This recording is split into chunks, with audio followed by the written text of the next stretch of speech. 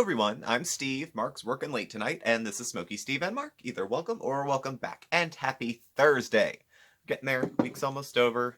Keep on plowing. I hope everyone's well. I hope everyone is safe. Look after yourselves. Look after the people you care about. The news, you've seen it. One of them. Any news station, any now. Ugh, God. Okay. So, having said that, how are you? I hope you are doing well. Today we are starting fresh. We are starting anew. I liked all the ideas that I got. Thank you everybody who commented last week, kind of giving an idea of the direction to go with the channel. And what I ended up kind of coming to, I think I said this maybe in the live or maybe yesterday, was starting off with one idea, trying it for a few weeks, see if you guys like it, see if I like making it, what floats, what sinks, and then maybe switching it up again later. I don't want to try something new every single week, because that would be like some folks who diet. They try something different every single week. So mix it up a little bit. The one idea I had in mind was telling a little story time. Nothing grand, because we have a lot of videos that cover long, epic parts of our lives. But just a little nugget, a little something here and there. So I thought today I would share a little story time, kind of on a topic. And what inspired it today, and this may be something that goes forward, I'll see something that's inspirational and share a few thoughts. I was watching the news. This isn't going to get political, I promise. This is just an observation. Any side of the aisle could turn a crooked eye at this observation. There was a gentleman who was involved in the Capitol riots, insurrection, use the word you like, on Wednesday of last week. He's incarcerated, and he hadn't eaten in a few days because he only eats organic food. And that was accommodated for him. Okay. So to anyone who's, new here, welcome. I have a history with being incarcerated. I've been in jail 3 times. I have not done state prison time. The reasons I was in jail are also listed in previous videos, but to be candid, I had, in 2008, 2 DUIs within a period of 6 months. And the consequences of that went until 2014. I was on parole, probation, in and out of jail, in and out of treatment centers. It was irresponsible. It was reckless. It was stupid. I could have killed somebody. I could have killed myself. I didn't drive for years after it happened. But I did my probation. I paid my fines. I served my jail time. I've been sober. So I tried to right the wrong I did, and I try to continue to not do it again, obviously. So that's the reasons I was there. So I'm not making light of the fact that, ooh, I went to jail. The reasons I was there are not funny. But one of the things I do remember was the food. And since he was talking about his organic prison food, I thought I'd weigh in. Now, food, from my perspective, in jail. And this is not just from watching MSNBC. This is from being in a few times. To give it context, I was in jail in New York State for about 2 weeks. Not particularly long. That was my first time ever in jail. And then in the county that I live in for 90 days, and then again a few years later for 3 weeks. The 90-day one was the most, it was like an anthropological study. That's what I told myself. I told myself I didn't deserve to be there at the time because I was too fucking smug and learned nothing, but never mind. So food. A lot of baloney in jail. Okay, a lot of baloney.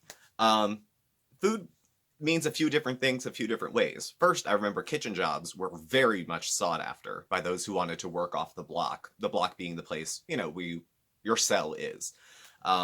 They were really high desired jobs because you would get more access to more food. Everyone got a tray in the jail, breakfast, lunch, dinner. And the only people that didn't get the same thing as everybody else were people on special diets, diabetic, maybe they were Muslim, kosher, stuff like that. They may have had special meals. Everyone else got the same thing. And most days breakfast was about the same. It was, sweaty bologna, white bread, a packet of butter, maybe some oatmeal, and a couple sugar packets. And the first time I was there, we would get milk and an orange. And then no oranges because they were worried people were making hooch, like prison wine. And then when I went back the second time, there was juice, but no milk. So I don't know what happened.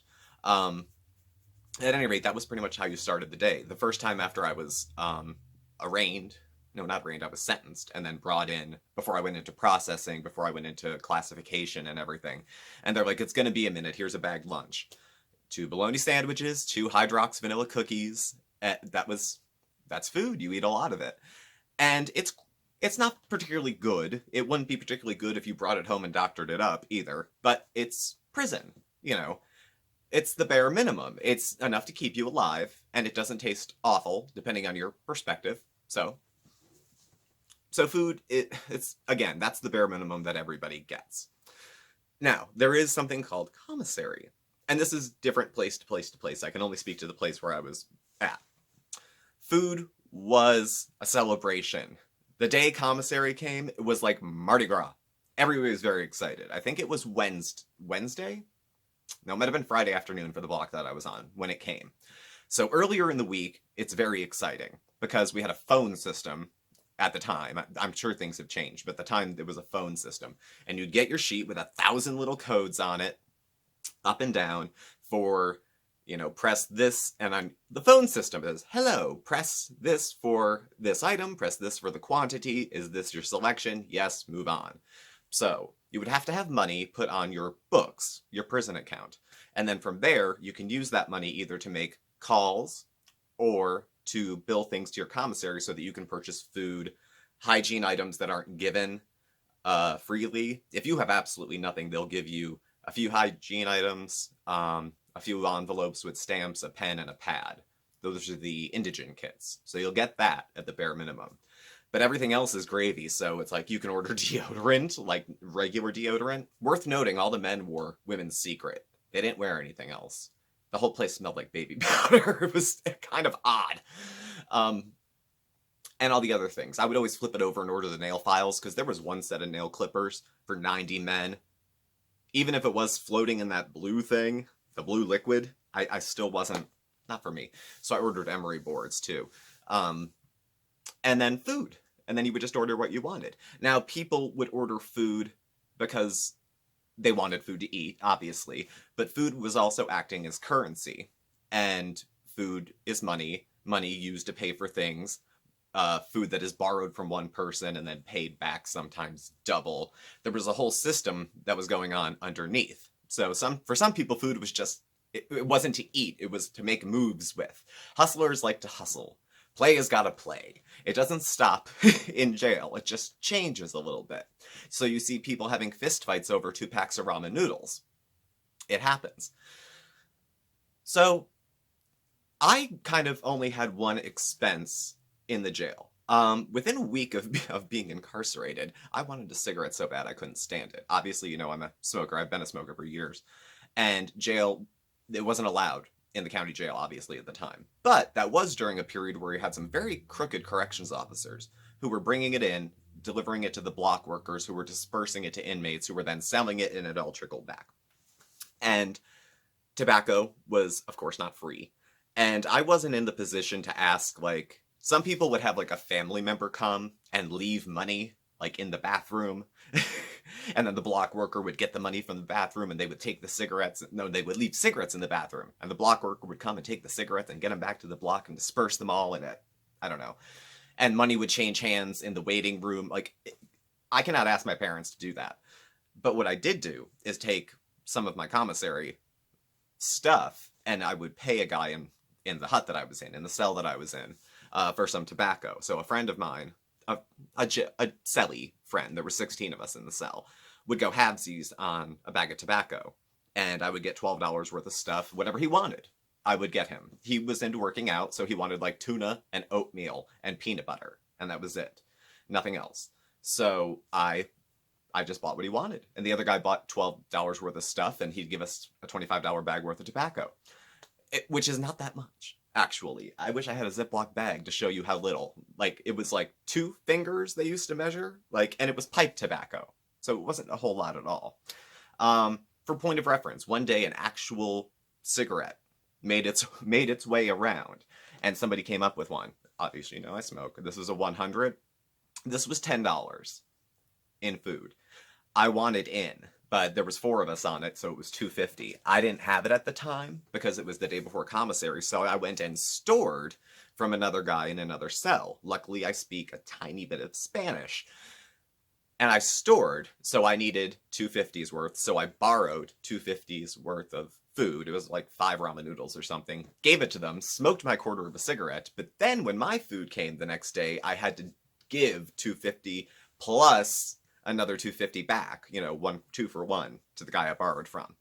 So again, it's food, but it's like, it's not about food because people are hungry. It's about power. It's about who has the most. It's about who's loaning out and getting back the most, whose store is the biggest. And every so often, the corrections officers would come in and meddle with it and say, you can't have more than this amount of food. And then everybody would just start over with saving again. So food as currency was definitely in place. I don't imagine that's changed at all. Just at all. Now, also food does things it does for other people on the outside. It is still comfort. It is still familiarity. It is still a creative outlet. One of the things that would happen regularly, and it was like on Commissary Day, which felt like a holiday because everyone's, it's like high on payday and we have all the food in the world and it's like the party will never end. And then Monday comes and everyone's broke again.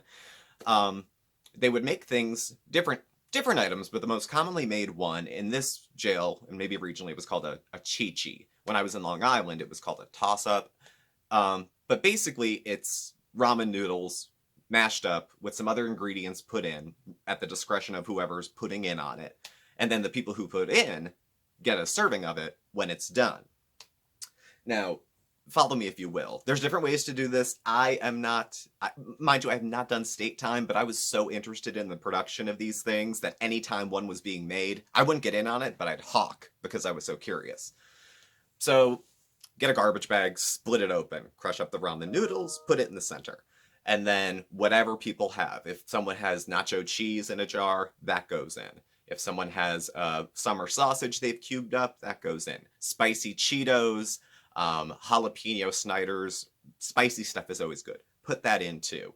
Leftovers from dinner, somebody saved a chicken leg, whatever. Put it all in, add hot water, smush it up, tie it, wrap it in another towel, and then we only had a hot water pot. So you could, in some jails there's a radiator you could use, or you can put it on top of the hot water pot. You leave it to sit, and you leave it, and then when it's done, you have pasta with meat, with cheese, with vegetables. It was very, very good. I've never seen them made the same way twice. And typically, if you put in on it, you get some out. Now, if you're the asshole that only puts in one soup, and then you want a whole serving, there's always one. So it was a way for people to kind of get together, congregate. They'd knock a mat off of the top rack and then put it down, and everyone would eat and talk. And, it was comforting. It was the closest thing to a family meal that you're going to have. Pretty much. Everyone likes food. Everybody likes to eat for the most part. So that was pretty cool. That was something else. What was another one? Not just the chi-chis. There was a guy who made something that tasted exactly like a Hot Pocket. Certainly with desserts. It was somebody's birthday, so we ordered just a bunch of cookies and sweet shit and just mashed it all together and then dusted it with stuff, and it cut and looked like a cake. It was way too much money. I mean, you're never going to make it back.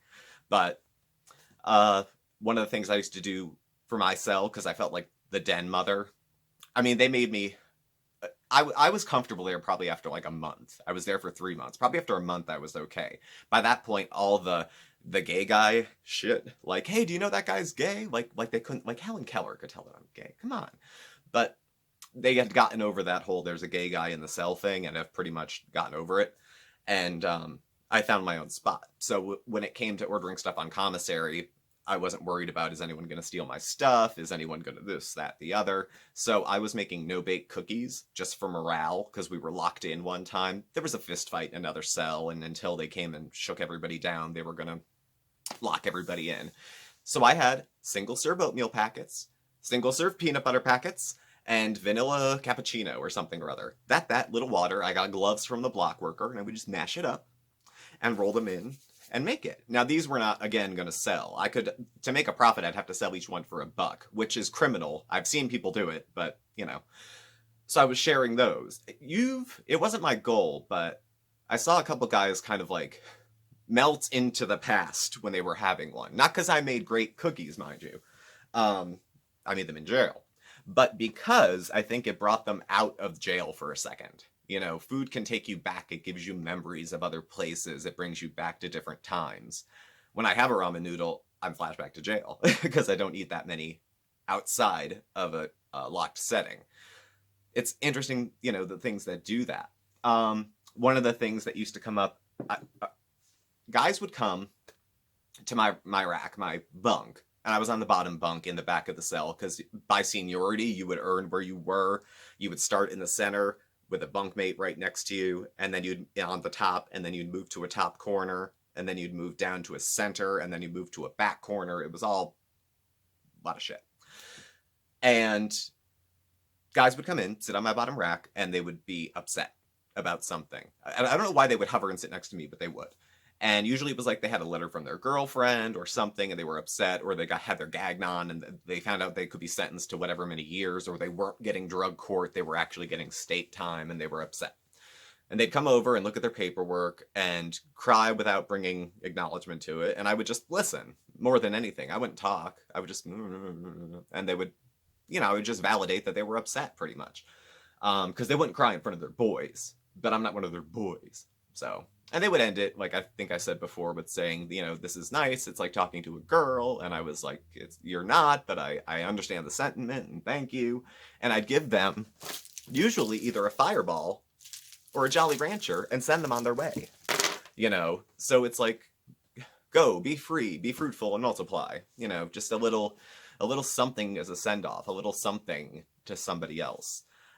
One of the other things, I think this is the last one I think about with food that I make, coffee. I haven't done this yet on a coffee talk on a Saturday, but coffee. Okay, instant coffee is what we would have. Freeze-dried instant coffee was what we had access to. And it was scarce, and it was not the cheapest thing. And if it went missing, or if you stored it from somebody, it was an expensive store. Usually people wouldn't, but sugar you got on your breakfast tray to put in your, to put in coffee or put on your cereal or whatever. You get 2 packets, and then that's it. So you've got to hoard those if you want a lot. You can order sugar on Commissary and sweetener, but each packet is 5 cents or so. So if you want to get 5, it's like a quarter. People usually would get sweeteners. I don't think they have the yellow stuff there, but they had the pink stuff and they had the blue stuff, and the pink stuff is the sweetest. So actually everyone would order that. Yo, let me get a pink ticket. The sweetener, sweet and low. And they would use that, and then on high holidays, you would take candy, like this one we were so generously given, and melt it into your coffee. On a very high holiday, you'd add 2. And it's caramel, it's chocolate. The ones I happen to have, a Milky Way disappears quite nicely. The nougat melts into it, and so does the chocolate and the caramel. I wouldn't do a Snickers because the nuts sit in the bottom. Milky Way, Three Musketeers, all those are really, really good for it too. And it would just be a treat. It was something special. It was something other than black coffee. You know what I mean? So food acted as not just a comfort and something people did in community, within that locked community, but also it was something that gave familiarity. It was something different. It took me away from sitting, on a hard mat with a book I read 1,000 times, doing a crossword puzzle that I've been doing them so many times that that's the other one. I used to bribe the block worker with candy so I could get the newspaper. We would get a newspaper on the block every single day. And I like to do the crossword puzzle, and I wanted to make sure no one got to it before me. So the block worker would get it. He was diabetic. I'd give him a couple Fireballs, a couple Jolly Ranchers, and it would only go through 2 other people's hands, and then it would get to me, so I could do the crossword. So that was very exciting. Again, food as money, food as trade. I didn't know the guy particularly well. We didn't know each other, but we had an exchange. He got something out of it, and I got something out of it. There we go. So, prison food. No, none of it was organic, as far as I know. We didn't have any organic prison food. I assume that some of the stuff was gluten-free, like the oranges, maybe. And thinking back now, I can't... It's so nice to be not in a setting like that. I mean, you guys know I'm a little bit...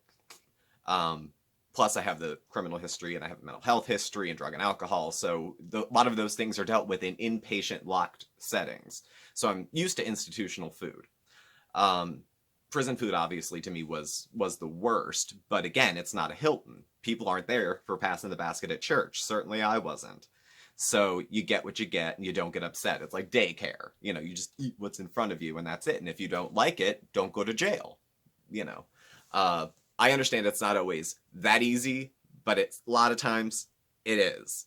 You know, like I'm not trying to be hard on myself or cut myself off the hook there, but yeah, don't go to jail and you won't have to eat prison food. You won't have to eat the bologna. The bologna's a big deal.